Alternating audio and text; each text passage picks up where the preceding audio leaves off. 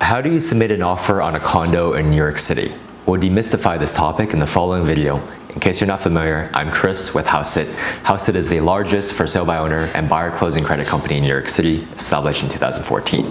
If you have any questions about buying and selling real estate and want to learn more about how you can save on broker commissions and closing costs in New York City, please feel free to check us out at www.hauseit.com. The spelling is below.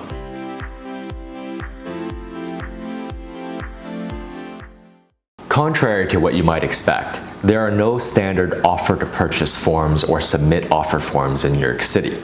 Some brokerage firms may have a customized version of a submit offer form that they may try to ask buyers to fill out, but it is non-standard and you can usually get away with simply emailing your offer to the listing agent. With that said, just because your offer is emailed, you should still make sure that it has all of the pertinent information that an otherwise submit offer form might have. A full offer submission by email will have the following items. First of all, the full legal name of the buyer, the full address of the target property, the price you are offering, the anticipated amount of down payment, any home buying contingencies such as a financing or mortgage contingency, any inclusions or exclusions. For example, if the seller wishes to keep the kitchen fixture, the chandeliers, that would be an exclusion. If the buyer wanted to keep the shades or the motorized blinds, that would be an inclusion. The offer email should also have a preferred closing date, if any.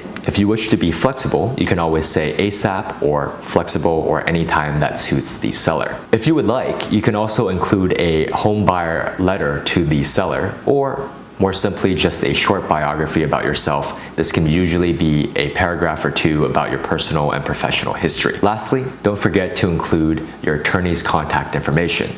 This perhaps is one of the most important parts of the offer, because if your offer is accepted, the first thing that will happen is the seller's attorney will then send a draft contract to your attorney. So please make sure your contact information for your attorney is there. If you simply don't have an attorney lined up yet, you can always get around this by simply saying, I have an attorney on standby, or my client has an attorney on standby ready to review the contract ASAP. And if your offer does get accepted, then you really must hustle and find an attorney ASAP. Lastly, please don't forget two very important attachments you should include with your offer submission. One is your mortgage or loan pre-approval letter.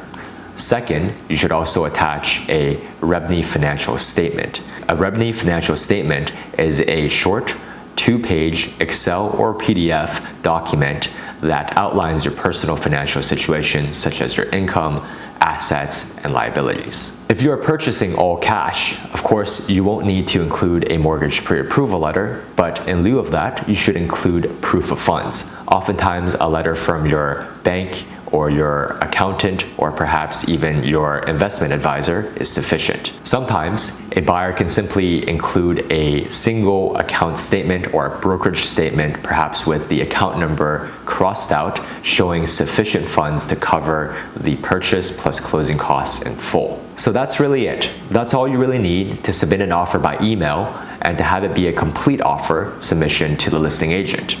If you have any questions and you found this content useful, please remember to hit subscribe. We do come out with content regularly here at Hauseit. And of course, if you want to learn more about how you can save money when buying and selling real estate in New York City, and how you can save up to 6% when selling and up to 2% when buying, please contact us, team@hauseit.com. Leave a comment below. We'll make sure to get back to you, and stay tuned for our next video. Thank you so much.